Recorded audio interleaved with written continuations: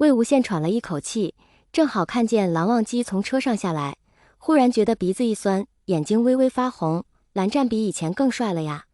蓝忘机一抬头就看见了魏无羡，那一张冷淡的脸上立马就出现了不一样的神色，浅色的眼睛猛然睁大，就愣愣地看着面前的魏无羡。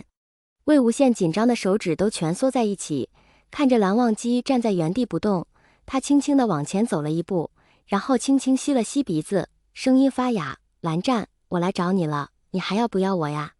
蓝忘机就站在车门口看着魏无羡，张了张嘴，却发现自己竟然不知道开口说什么。他想都没有想过，魏婴居然不远千里跑到英国来，这个已经足以让他震撼了。魏无羡看蓝忘机不吭声，自己也不吭声。他刚刚已经说了，但是他也不知道蓝湛心里是怎么想的。现在蓝湛也不吭声，搞得魏无羡整个人也七上八下的。蓝忘机勉强压下心中的诧异，开口喊了一声：“魏婴。”魏无羡立马点了点头。蓝忘机这下真的是不知道魏无羡在搞什么了，只能又问了句：“你怎么来了？”魏无羡一点磕绊也不打，直接就说道：“我来找你啊。”蓝忘机一听半晌没吭声，停了一会才问道：“找我干什么？”语气有些冷。魏无羡顿了一会，歪着头看着蓝忘机，直接就笑了，说道：“我来找我男朋友还不可以吗？”这下倒是把蓝忘机哽住了，他5年前要不来的答案，这人居然在5年后回答他了，这是开心还是不开心？魏无羡脸色因为胃疼有些发白，在灯光的照映下显得更白。蓝忘机皱了皱眉，说道：“魏婴，你脸色怎么这么差？”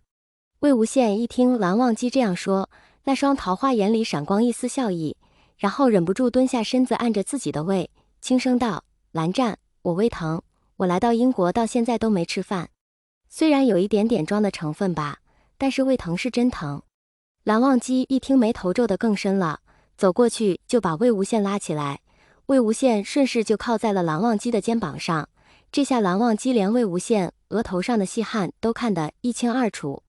蓝忘机低头一看，发现魏无羡脚下面居然什么都没穿，就这样光着脚跑出来了，悄悄地呼出一口气，语气都带着一些怒意，说道：“为什么不穿鞋？”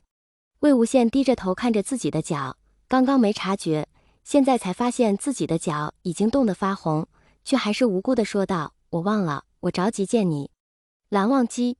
魏无羡一看见蓝忘机这个样子，就知道他害羞了，然后张开胳膊笑着说：“我知道你现在想抱我回去，你抱吧。”语气带着一副我很乖，我特别乖的样子。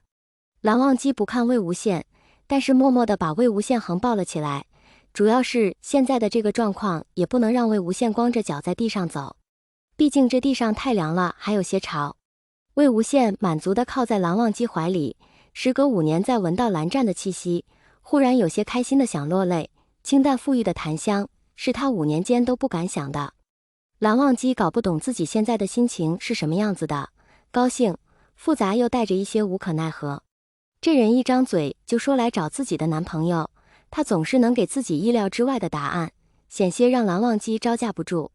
魏无羡站着自己没有穿鞋得到了一个拥抱，又站在自己胃疼成功的进了蓝忘机的家，还是很值得的。蓝忘机从鞋柜里面拿出一双棉拖，那是蓝忘机的鞋子，魏无羡穿上有些大，但是却让已经冰冷的脚慢慢的回暖。屋里一直开着暖气，魏无羡感觉自己活过来了。蓝忘机不吭声的从自己卧室里拿出一个毯子裹在了魏无羡的身上，这个人身上实在是太凉了，魏无羡也不反抗，老老实实的坐在沙发上。蓝忘机又走进了厨房，把自己的袖子给挽了起来。魏无羡看见笑着说：“我男朋友要给我做饭吃吗？”